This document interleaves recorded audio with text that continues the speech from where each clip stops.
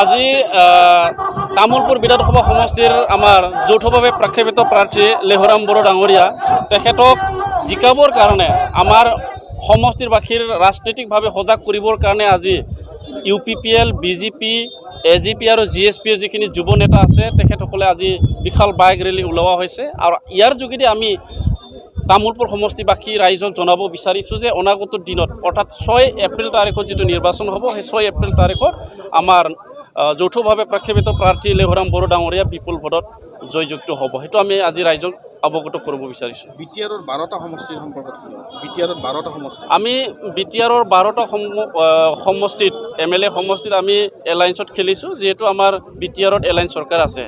BJP নহ'লে বিটিআৰত UPPL অকলে চৰকাৰ গঠন কৰিব নোৱাৰিছিল আৰু UPPL নহ'লে BJPও অকলে চৰকাৰ গঠন কৰিব নোৱাৰিছিল। গতিকে আমি দুটা দলে প্ৰধান দায়িত্ব লৈ পেলাই বিটিআৰত যি 12টা সমষ্টি আছে সেই 12টা সমষ্টিখন আমি উদ্ধাৰ কৰিবৰ কাৰণে BPFৰ দখলৰ পৰা মুক্ত কৰিবৰ কাৰণে আমি যৌথভাৱে কাম কৰিছোঁ আৰু আজি তাৰিখত আমাৰ বিটিআৰত থকা 12খন চিট BPFৰ দখলৰ পৰা মুক্ত হোৱাটো চিয়ৰ হৈছে। তামোলপুৰ ভোটাৰ ৰাইজৰ সম্পৰ্কত বা সন্মুখত কি আহ্বান জনাব আপুনি এই মুহূৰ্তত?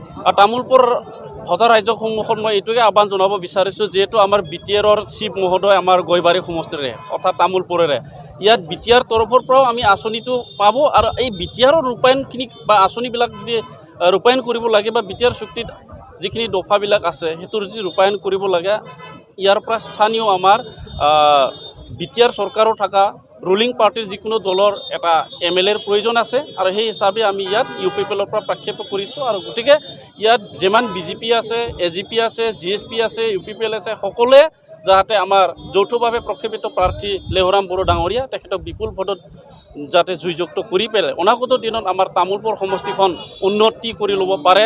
আমাৰ ইয়াত বিভিন্ন অনুষ্ঠান প্ৰতিষ্ঠান আহিব বিটিআৰ চুক্তিৰ যোগেদি, সেইখিনি আমি 5 বছৰৰ ভিতৰত সম্পূৰ্ণৰূপে যাতে আমি বনাই ল'ব পাৰে, তাৰ কাৰণে যাতে তামোলপুৰ সমষ্টিবাসী ৰাইজে সচেতনভাৱে লেহৰাম বড়ো ডাঙৰীয়া বিপুল ভোটত জয়যুক্ত কৰে, সেইটোকে মই আহ্বান জনাইছোঁ। মহাজোটবন্ধনে কিবা প্ৰত্যাহ্বানৰ সৃষ্টি কৰিব পাৰে নেকি? নাই, মহাজোটবন্ধন এতিয়া চাওক বিটিআৰত বিশেষকৈ মই বিটিআৰৰ কথাটো ক'ব বিচাৰিছোঁ। মহাজোটবন্ধন বিটিআৰত একো কাম কৰিব নোৱাৰে, কাৰণ তলত তেওঁলোকৰ কোনো মানুহ নাই। আমাৰ VCDC বিটিআৰত যিমানখিনি VCDC আছে চেয়াৰমেনখিনি UPPL, BJP আৰু GSPৰ, তেখেতসকলৰ কোনো চেয়াৰমেনো নাই, মেম্বাৰো নাই। গতিকে বিটিআৰবাসী ৰাইজে যোনে অসমত চৰকাৰ বনাব, যোনে চেণ্ট্ৰেলত ভাৰত চৰকাৰৰ যোনে চৰকাৰ থাকে সেই দলবিলাক চাইছে আৰু সেই হিচাপে আমি 12টা সমষ্টিখন ধুনীয়াকৈ আমি UPPL, BJP, AGP আৰু GSPৰ লগত ধুনীয়াকৈ আমি মিলি পেলাই খেলিছোঁ। গতিকে মহাজোটবন্ধনে আমাৰ বিটিআৰত কোনো প্ৰভাৱ পেলাব নোৱাৰে। হাগ্ৰামা মহিলাৰীয়ে দাবী কৰি আছে মহাজোটবন্ধনে 70খনতকৈ বেছি আসন পাব অসমত।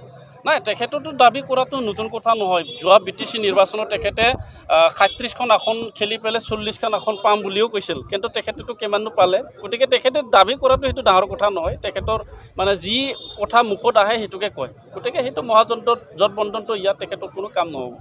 ধন্যবাদ।